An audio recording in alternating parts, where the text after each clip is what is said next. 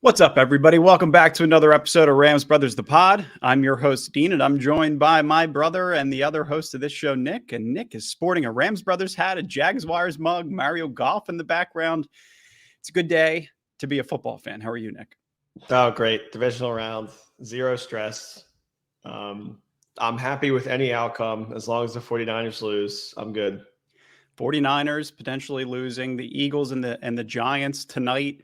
There's a lot to look forward to. Bills and Bengals tomorrow, right? It's going to be a divisional round powerhouse, which is going to be certainly fun to watch. And all of our stock will be invested in potentially the Cowboys and knocking Brock Purdy off of the table.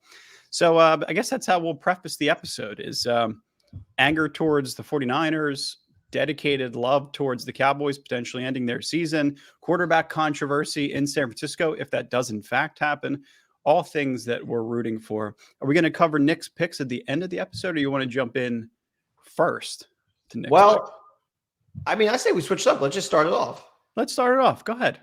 All right. Well, as you can see, I do have my Jaguars mug again, as Dean so lovingly pointed out. I just want to give you a couple Dougie P stats, okay?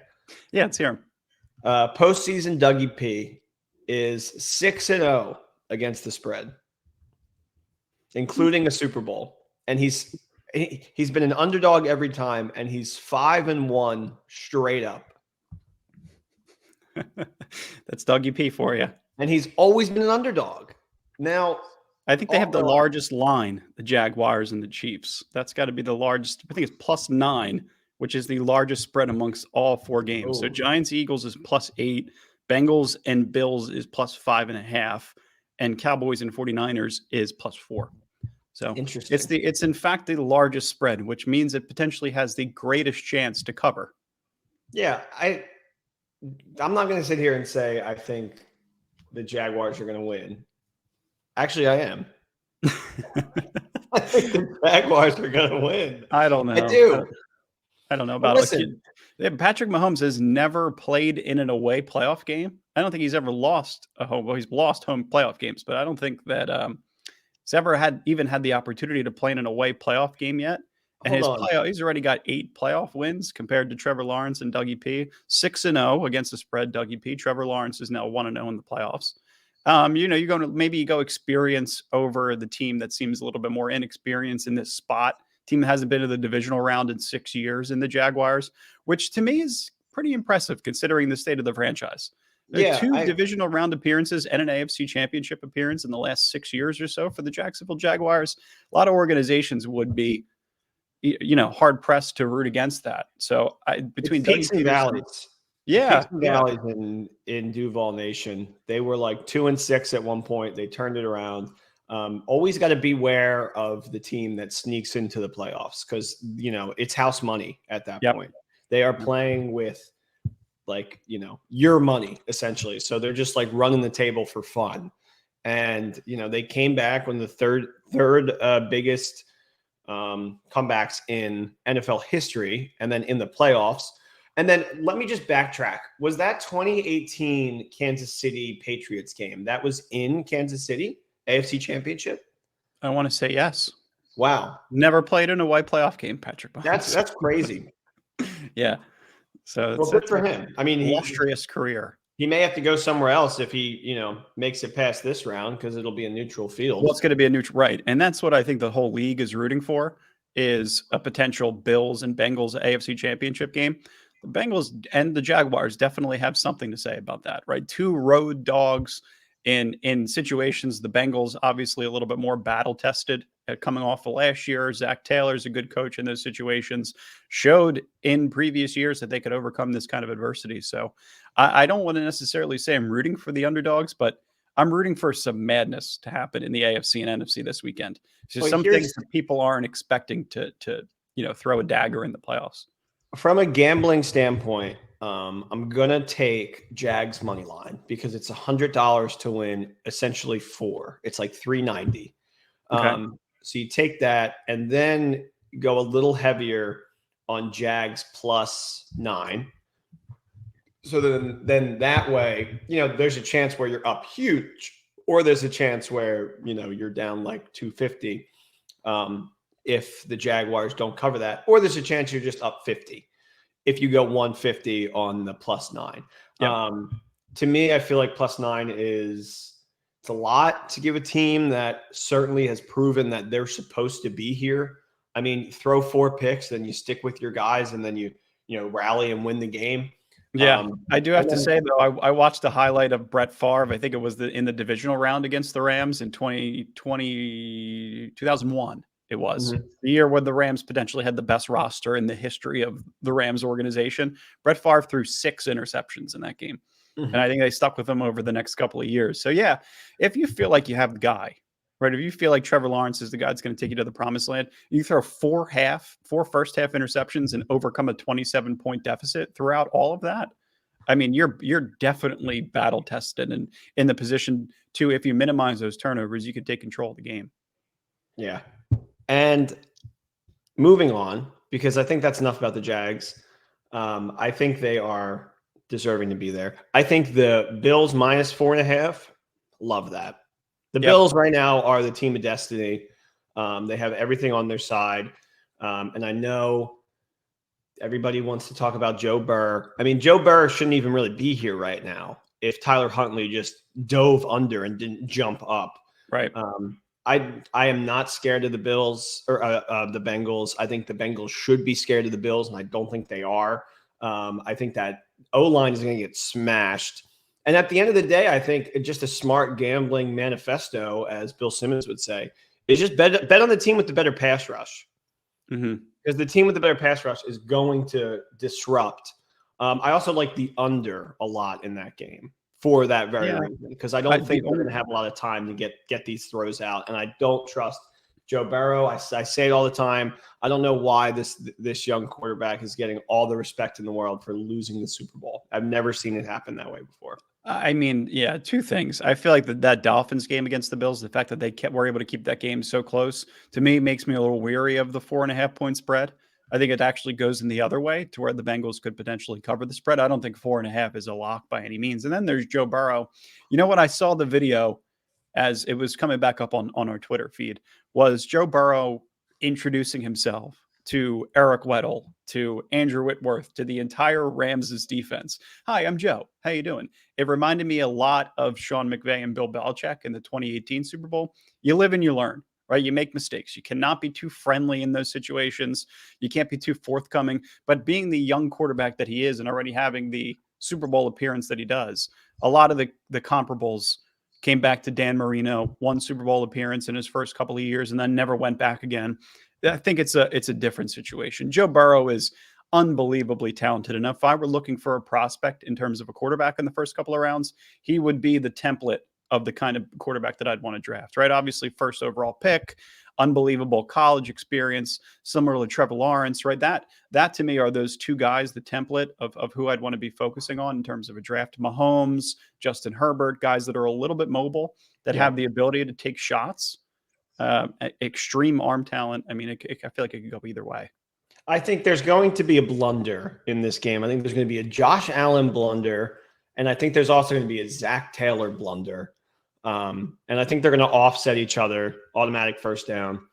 I would be shocked if Zach Taylor can outcoach Sean McDermott, because I think McDermott is a great defensive mind, and I just like them so much more. And that's somebody they didn't have to face last year to get to the Super Bowl. I think it's somebody they would have lost to had they had faced them. It's also the first game since Damar Hamlin that they've been playing against each other, right? So Damar Hamlin could potentially be on the sideline of this game. Well, that's the team of destiny. Yeah, it's definitely very much the team of destiny.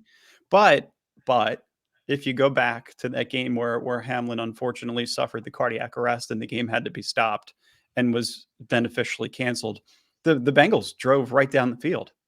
Yeah. Right. It's 7-0 game before you even know it. I think the Bills drove down, kicked a field goal, and the Bengals had the ball again and were marching down the field again. So as great of a defensive mind as Sean McDermott is, there's definitely a situation where the Bengals could come out hot and the Bills have to consistently play from behind. And then you're afraid of the Josh Allen turnover that could be inevitable in the red zone or after a drive is already being put together. So Right. I think the Bills' ability to score fast with big, giant chunk plays is going to come into effect. Also, just like I'm going to logically think about every single one of these games, but I think the smart move is just to take the under on every single one, because people like me a couple of years ago are going to look at it and just think of like a final score in their head. And they're like, oh, this could potentially be like 30-35, final score. How often does that happen, though, this late into the playoffs? Yeah, I think every under hit last time, like this time last year. Yeah, the wild card every game was decided by a field goal. I think we were 8 for 8 in the wild card round in terms of overs being hit. Right. So which I think more people are just going to lean over. I'm going to take every under. That's going to be a part of my play. I'm just going to have a lot of plays for you guys today, honestly. Good, as you should. So what's your official play? You're taking the Bills to cover the 5.5? Taking Bills. Oh, is it 5.5? 5.5. All right. Adjusted line, give me Bills minus 4.5, which is what I got it at when it came out. So you're gonna have to buy some to come back to that. I don't like 5.5. I like 4.5. And then I'm also gonna take Jacksonville plus 9. Then I'm gonna take Jacksonville money line. I'm gonna take all 4 unders. And then let's talk about Giants Eagles, because our mom just texted me and said, she said, go Eagles or go Giants? I said, which way are you leaning? And she said, Giants. So our grandfather was a big Giants fan as we were growing up. So in the 2000 Super Bowl, one of my first, second or third core football memories is after the Rams won the Super Bowl in 99, we hosted a Super Bowl party in 2000, and it was Giants versus Ravens.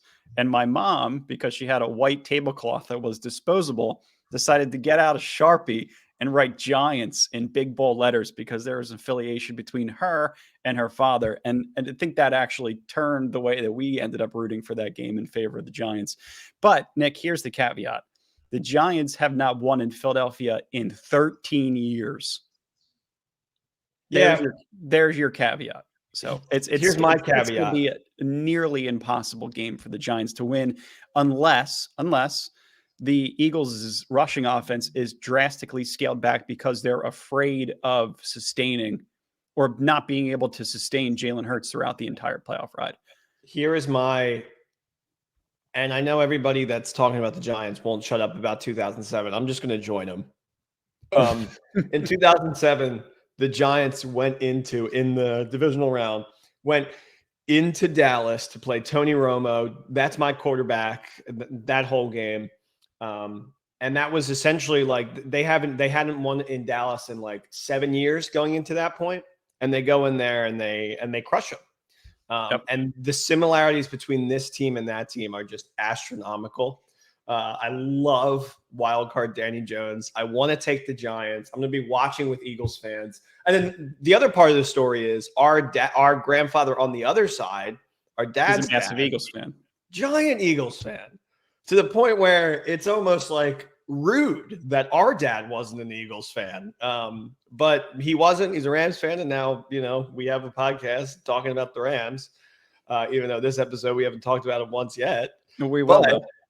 We will. It's just funny because now it just feels like, battle of the grandfathers. I'm going to be happy either way.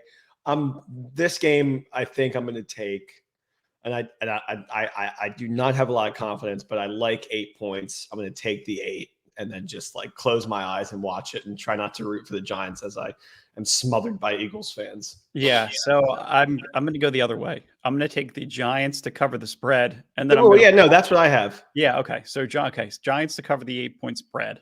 And I'm also going to I want to parlay that with Boston Scott and Dallas Goedert scoring touchdowns. So I want to see the Giants cover the spread. I want to see those two touchdowns happen. You'll probably get the odds at like plus 1,500. Maybe. Why would they actually, like, I understand he's the Giants killer, but why would the Eagles legitimately have him out there? For the memes? Just for the memes? Well, he returned a punt the last time they played one another. I think he had 2 carries up until the 8 minutes left in the fourth quarter. And then he they were up 31-2. Yeah. The reason why is because I think he's got 60% of his total touchdowns against the Giants. It seems like in a red zone situation, sometimes they'll put the ball in his hands. As a pass catcher in the red zone, they'll potentially put the ball in his hands. And Dallas Goedert is the same kind of situation, right? He always scores against the Giants. So, and you know what's making a lot of money? I have to be honest. Whenever I look at Twitter and I see these people put in these 4 touchdown score, 5 touchdown scores, the odd get all the way up to like, a plus 150,000. You put $10 to make $100,000, which is a ridiculous bet. So take a shot in one of these. Maybe you take 4 touchdown scores across all 4 games. If I were to do that, here are my 4. Travis Kelce. Yep. Josh Allen. Yep. Oh, Danny Dimes. And what game am I missing? Oh, Jalen? Oh, Pollard. Pollard. Oh, I like that so much. I might even have to throw that in. That's what I'm saying. You're going to get ridiculous odds. You know those 2 quarterbacks are going to squeak in there. And Pollard, I think across the 4 games, I'd go George Kittle tomorrow night. I would go Travis Etienne for the Jags. I would go Danny Dimes or Jalen Hurts, whichever, to score a touchdown. And then I would also go Josh Allen. Yeah. So go crazy 4 touchdown score and go nuts. Try to make some money. Throw $10 on it and get rich. And then my last bet is going to be my quick pick. And this one comes from love. I am a Cowboys fan this week. Big time.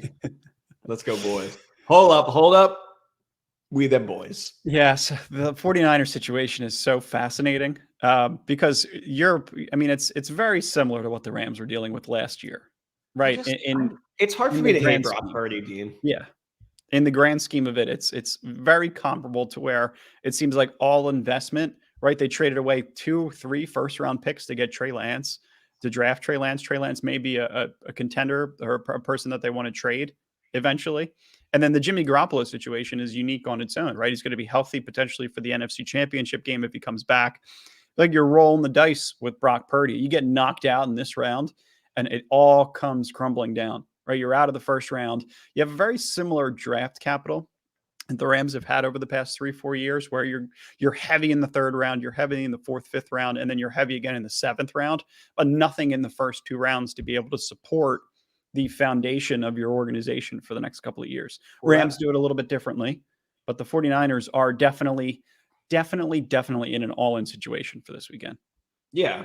And look, it worked for the Rams last year. Their quarterback have come tumbling down, but it's been a while since like a goofy, backup guy came in and led a team since 2018 or 2017 with Nick Foles to a Super Bowl. And that's the kind of magic that you want on your side. And it's real. I promise you it's real. I've been saying it from the beginning of the playoffs. I think it's going to be Niners Bills. You got the team of destiny with the Bills, and then you got the Niners, which is the most well put together roster outside of the quarterback position. But this kid's playing lights out. We can't even really kid ourselves. He's like to the point where he's doing more that needs to be asked of him. He's making throws when they really should just be running the ball. But he's like, no, I'm going to go out. If I'm going to go out, I'm going to go out on top. And there are reports that are already saying he has proven enough to be the starter next year. Yeah. Which is like, I don't know why you would make that call already. A couple of things with Purdy boy. I guess you want to give him the confidence now to be like, look, we trust you. We have been waiting for somebody to come in here and kind of lead this team the way that should be led. And lo and behold, it's young little 23-year-old babyface cousin Sal, which he kind of looks like. Yeah, not a bad comparison. Purdy, his receivers are averaging the most distance in terms of depth, averaged away from a defensive back. So separation is not hard to come by when you're San Francisco. Kyle Shanahan also schemes up an incredible run game. Christian McCaffrey ran through a hole last weekend that I think you, me, our mom, our cousin, everybody could have ran through that all collectively at the same time. The hole was that large. The way that they scheme games is so fascinating. Purdy's been asked to make, I would say, maybe 20% of his of 100% plays where he's got to kind of go off script. He's got to kind of, run out of the pocket make something happen at the last time. I don't think based on arm talent, right? If you knock him around a little bit and you get him off script consistently, that's where there's going to be mistakes made. But it's so hard. The thing you have to do against the 49ers is get a lead, right? So the Cowboys, the same way that they did against the Tampa Bay Buccaneers, you go up 14-0, you go up 18-0, whatever it was, before Brett Maher missed 7 extra points. You could really get yourself off to a significant lead. And then that's where the 49ers are going to have to kind of come back. And when you lack explosive plays, when you lack the 60-yard bomb downfield, you lack the defensive pass interference call that gets you in a better position, that's going to be where they struggle. If they can consistently run the ball the way that the 49ers always do, control time of possession, and then just, wear teams down to the third and fourth quarter, end up with 38 points on the board, they're going to be impossible to knock off, which is where they're trending. So it's very, very difficult to evaluate who the 49ers truly are outside of the fact that it seems like they're just a massive juggernaut. Yeah. And just remember, everybody, you can place all these bets at Bet Online. Basketball's back. It's always been back. It's been back for a while now. We need a new ad read. It remains your number one source for all your sports betting needs this season. You'll find the latest odds, team matchup info, player news, and game trends at BetOnline. And as your continued source for all your sports wagering information, BetOnline features live betting, free contests, and giveaways all season long. Always the fastest, always the easiest. BetOnline, that's NFL, NBA, NHL, MMA, tennis, boxing, or even golf. Head to betonline.ag to join and receive your 50% welcome bonus with your first deposit. Make sure to use our promo code BLEAV, believe, spelled funny, to receive your rewards. BetOnline, where the game starts. I'm going to run through my picks real fast. Let's hear them. Jags +9, Jags money line for the Duvals, for Dougie P. New York +8, Cowboys money line with my heart, under in every game, and then tiny sprinkle on this, just sprinkle a little bit on this, and it could cover everything if we lose everything else. Pollard, anytime touchdown scorer. Kelsey, anytime touchdown scorer. Danny Dimes, anytime touchdown scorer. Josh Allen. And I went ham today. I'm sorry. I had a good week. I bet on some weird NHL games. I'm already up. So now I just feel like I'm playing with house money. So I just made a bunch of bets. You're playing with house money for sure. Okay. Transitioning over to the Rams and solely the Rams, right? It's going to be a great weekend of football, but as all of this divisional round stuff is happening, the Rams are continuing their coaching search, right? So Sean McVay, once he returned to the Rams about a week ago or so at this point, staff changes were expected. It's been reported. It was reported by Jordan Rodriguez. It was reported by Field. What's his name? I can't remember his name. The young kid, Field something. I don't know why his name is slipping my mind. Offensive line coach Kevin Carberry, special teams coordinator Joe DeCamillis, defensive backs coach Jonathan Cooley, and assistant defensive line Skyler Jones, and defensive assistant Lance Schulters will not be returning per source. That is a ton of names. But that's how it should be. Yeah. It was a horrible season, and you should absolutely clean house. Yeah, I mean, well, here's the thing, right? It's the offensive line obviously struggled through the first 12, 13 weeks of the season. Absolutely no continuity. Once the offensive line was able to build some form of continuity, players were able to stay healthy, they seemed like they were a much different team over the last 3 or 4 weeks. So I'm not sure if the opportunity to evaluate better talent throughout the season fell through the cracks, or just the mere fact that the injuries were so impossible to overcome from an offensive standpoint that the finger had to be pointed in one direction or the other, similar to the way that Mike LaFleur got fired, right? So it's when you have so many moving pieces and you're an offensive assistant or you're an offensive coordinator or you're an offensive line coach and the team goes 5-12 and it seems like the biggest deficiency on the entire roster is one position group, you're going to be the one that has to go. And we talked about Joe DeCamillis also. Over the past 3 or 4 years since he's been here, it has been a lackluster special teams unit outside of Brandon Powell and Matt Gay, right? You lose Johnny Hecker, who's a captain. You bring in Riley Dixon, who was average, nothing better than average. Brandon Powell was a kid that, you potentially tried to intertwine into the offense, truly a special teams player that they eventually wanted to groom into a supplemental player that could run some form of offense and help you in key situations. And Matt Gay has been consistent. But without those two guys, I feel like that's a unit holistically that we would just consistently bash. And it's inexcusable because you could win games via special teams plays. Yeah. I mean, I love what Powell did. Matt Gay has been a savior since like the 2020 season. Yeah. When we needed him to come in, and he stepped up hugely. You lost Greg DeLeg, and then there was some indecision in terms of who you were going to potentially fill in that position. And Matt Gay comes out of nowhere, was cut from the Tampa Bay Bucks, and joined the Rams, and was perfect ever since. So what do you do there?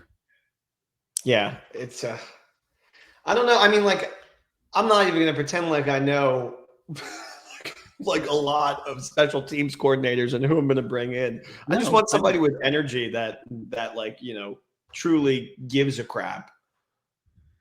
Yeah, I mean, like, that's what I was talking about earlier on in the season. Like, you have to just kind of be able to look and see who is the potential next up and coming special teams coordinator. Like, I remember John Harbaugh, right? Like, John Harbaugh was the special teams coordinator for the Eagles in 1999, 1998, 99, 2000. Eventually went on to get a head coaching job with the Ravens, right? So you want somebody that's young, up and coming, that has the potential to grow outside of a special teams coordinator role. If you could be a special teams coordinator, eventually grow into an offensive assistant, a tight ends coach, you know, whatever that may be, a quarterback's coach, you're showing the potential to grow outside of the norm, and then also be able to help another position group in total, right? So that's the thing about the Rams' staff, which is really interesting. I'm going to share my screen really quick, just to give you a peek at what the staff looks like right now. Right, so there's Raheem and Joe DeCamillis, defense coordinator, special teams. Liam Cohn, who's gone, right? So potentially having to fill the vacancy of 3 coordinators, which is going to be rather difficult. KJ Black, we talked about, coaching fellow. Guess he's sticking around for another year at coaching fellow. But then you got guys that are in hybrid roles, right? So Thomas Brown, assistant head coach, tight ends coach. That's the McVay track to becoming a head coach in the NFL, right? You want to have both of those position groups checked off. He did both of them throughout his career in Washington. So Thomas Brown, hybrid role. You look at some of these other guys. Chris Shula, pass game coordinator and defensive backs coach. So he's coaching on both sides of the ball, right? You want somebody that could potentially come in and take away some responsibilities from somebody that's been here for 8 years and now has all of this responsibility on both sides of the ball. Difficult. Zach Robinson, another guy that's up and coming. Quarterback's pass game coordinator.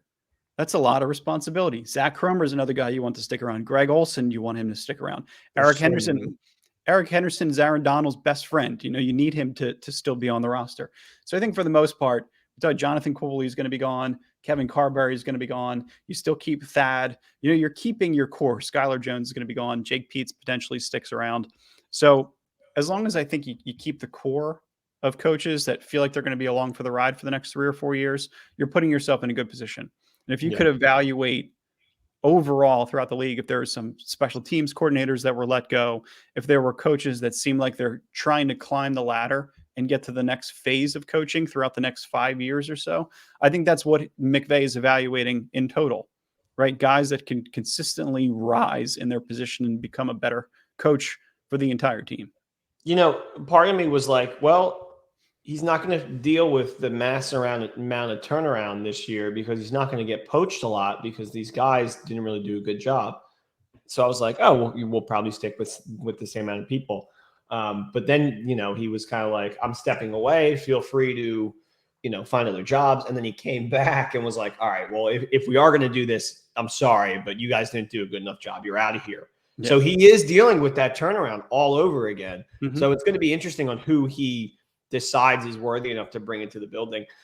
Despite popular belief, I think Raheem is going to stay. I think that's his like ride or die buddy. I think he thinks he can win a Super Bowl with Raheem if he has an offense up to his own standards. Yep. So I'm fine with him staying. That's exactly how the Rams defense operated last year. It's just our offense could just never keep up. So yeah. The Rams defense from year over year, it's very much like there's context in numbers. If you're going to look at, you could imagine the defense was a little bit down year over year, but if you look at the offensive numbers, there's ever so clearly a drastic difference in production in offense. And the way that affects the defense is you keep them off the field, you put them in better situations. You're not putting them in bad situations in terms of the field position, right? So it's like when an offense is great, it's going to make the defense look better. When an offense is terrible, it's going to make the defense look a hell of a lot worse. And the fact that they were able to hold their own throughout this entire season without Aaron Donald for 6 games, with missing pieces, you could say year over year, they were still able to hold their own. So I have faith. And Raheem has to be the one piece of continuity that you keep in terms of coordinators. Like, it's really, really difficult to replace an offensive, defensive, and special teams coordinator in the same offseason. Yeah. So you want at least one guy to stick around. If that guy's Raheem, great. And you know what's really interesting too? When it comes to the comp picks, like, you're hopeful that you could potentially get a comp pick if Raheem Morris walks away. But what's really interesting is, according to Tankathon, the compensatory picks right now are listed as picks number 168, 172, 211, and 252. So those 4 compensatory picks, they stem from losing Von Miller, Darius Williams, Austin Corbett, and Sebastian Joseph Day in free agency last offseason. But the number of compensatory picks allotted each year is limited to the number of teams in the league, 32, per the collective bargaining agreement. But the compensatory picks are not divided equally amongst teams. And I think you could only have 4 in total. No team can receive more than 4 compensatory picks. So you already have 4 of them, right? You already have 4, and you have potentially 10 draft picks in total. So why would you want Raheem Morris to go anywhere, considering you might not even get the compensatory pick back? Or what happens is you get the 3rd round compensatory pick back for Raheem, and your bottom compensatory pick drops out, right? So it's very, very interesting. But the point that I'm trying to make is that you don't need Raheem Morris to leave in order to get the amount of compensatory picks back that you want. Yeah.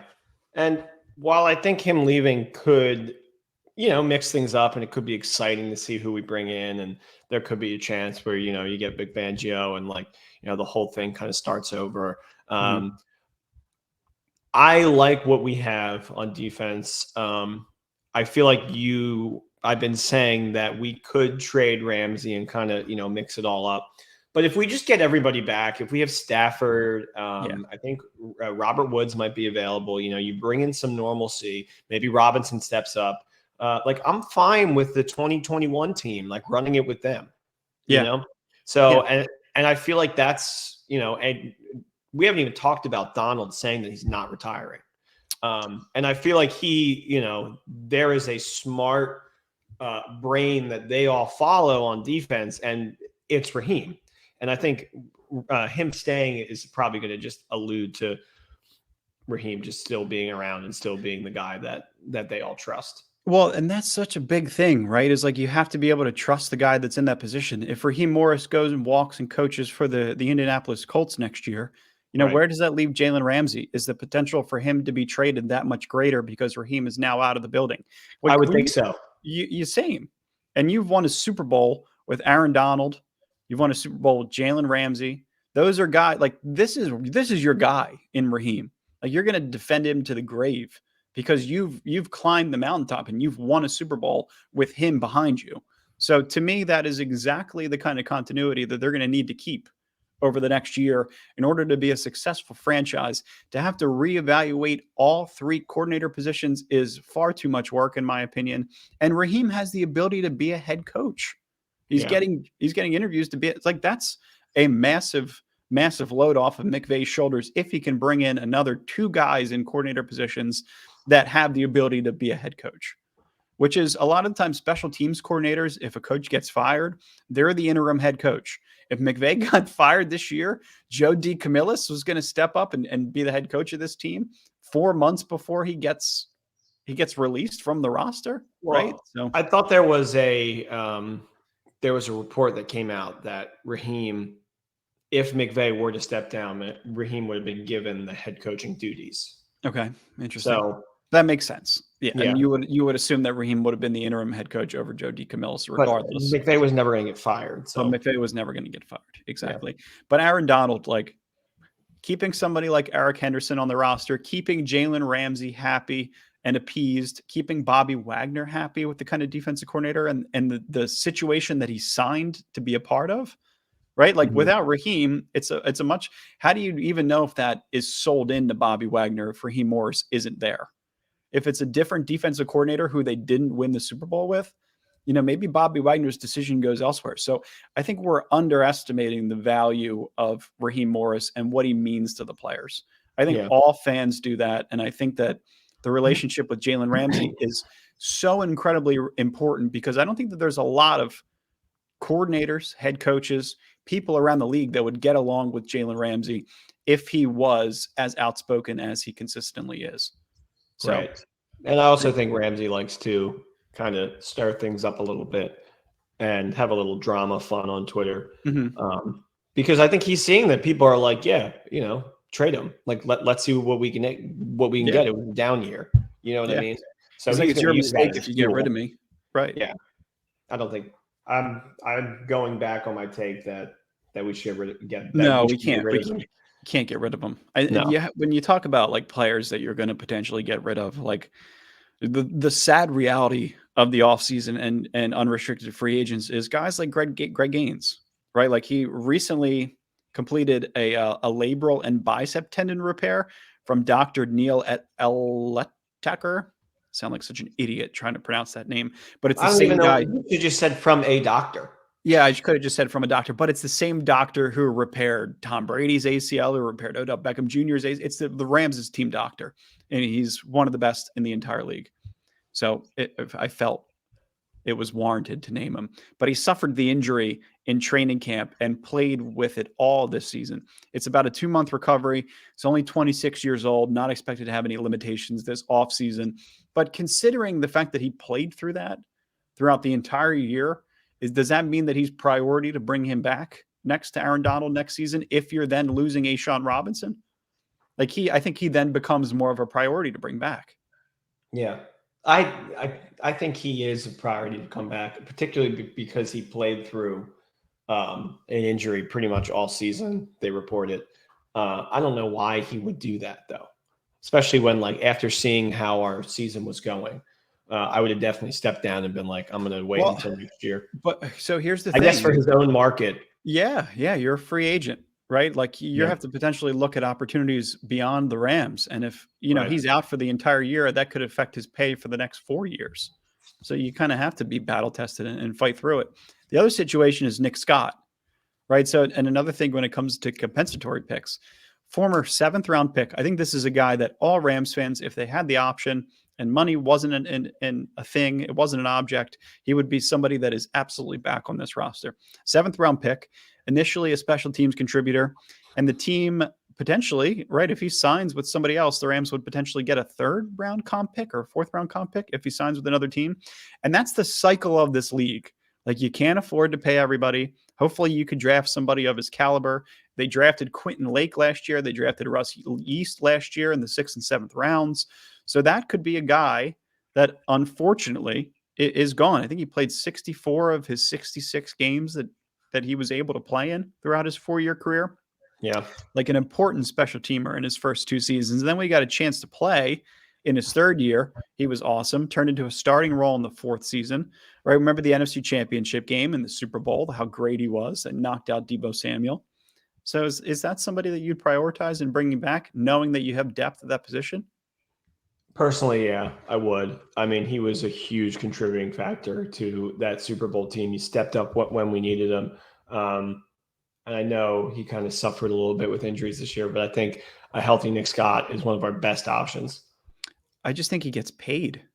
Like, I think he gets paid like somewhere else. Yeah. I think I can see that happening in the Rams being like, we're going to offer you this. If you get more, then, do what's best for you. We obviously want you here, but we can't, break the bank to keep you here. So, well, and that's the benefit of having a restricted free agent like John Wolford, right? Like if somebody offers John Wolford 5 years, $25 million, the Rams have the opportunity to potentially match that. But because they're unrestricted free agents like Scott and like Greg Gaines, they get that offer. The Rams they could try to match it, but there's no requirement to do so. And if he gets a better offer, better deal, probably similar to the Darius Williams situation where that market's going to be good And if he can get paid, he's going to go elsewhere. 7th round pick, potentially making money in this league. The Rams can't offer him the same amount. So it's just two things I was so right about whenever somebody talks about John Wolford is him and Jared Goff. And I just can't not think of it. I just so heated that 2020 season when everybody was like, he's so much better. He deserves to be a starter somewhere. No, absolutely ridiculous. But you could argue that Sean McVay was trying to prove to the league that he could be a starter elsewhere so that you could get picks back for him leaving. But he can't be. I don't think he proved that.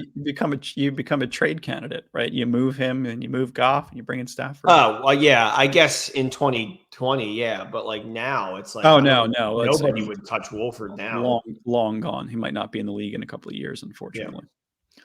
So there's that. And then the upcoming draft picks I want to talk about. Les Snead, yesterday, I think it was, news broke that after factoring in compensatory picks, the Rams are projecting that they're going to have 10 draft picks this year, although most will be on day 3. So I just want to show this real quick and do the screen share, John, again. Here we go. Give me 1 second. Share screen. Okay, cool. You got it. So 2022. Yep, 2022. Bruss, Durant, Kyron, Lake, Kendrick, Hardy, Yeast, AJ, Curie. Okay, that's the jury is still out on this draft class.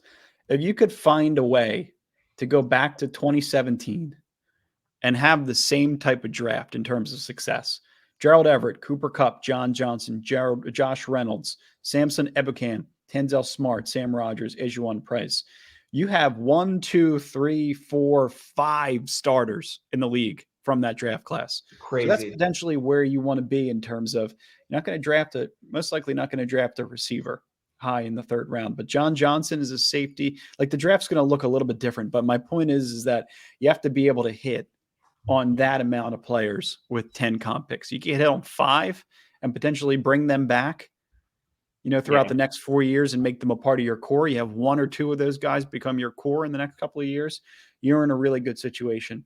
This draft class is a little bit more interesting. 2019, Rapp, Henderson, Long, Evans, Gaines, Edwards, Scott, Dakota Allen. Like this is the class that's all becoming free agents this year, all unrestricted free agents. Taylor Rapp, do you bring him back? Darrell Henderson, already not on the team. David Long, you definitely don't bring him back. Bobby Evans was already cut. Greg Gaines, maybe that's your one guy. David Edwards, maybe there's 2 there. And then Nick Scott, can you pay him? Can you afford to bring him back? It's funny. While all those names are now like no longer on the team and banished, essentially, almost all of them were a contributing factor in the Super Bowl run. Yeah. So they definitely served their purpose. Besides one, I don't think Bobby Evans was. Well, I guess he played some games that season when we had some injuries. Yeah, I was referring to specifically like the Super Bowl itself, but yeah. No. Well, yeah. So Henderson, Rapp, Long had the interception against the Cardinals in the wild card round, which really kind of exploded the Rams' team throughout the playoffs. Yeah. Edwards started, right? Nick Scott, huge play in the championship game, huge play in the Super Bowl. Mm-hmm. So my point is, you have to be able to hit on 4 or 5 guys this year. You really have to be able to find 1 or 2 that could be a part of your core and 1 or 2 or 3 that can be a supplemental player that you could eventually rise into Nick Scott status, into Greg Gaines status, right? Where you're going to be garnering some potential opportunities with other teams, but you also have the potential to be able to bring them back as a starter the next year. Right. So we shall see.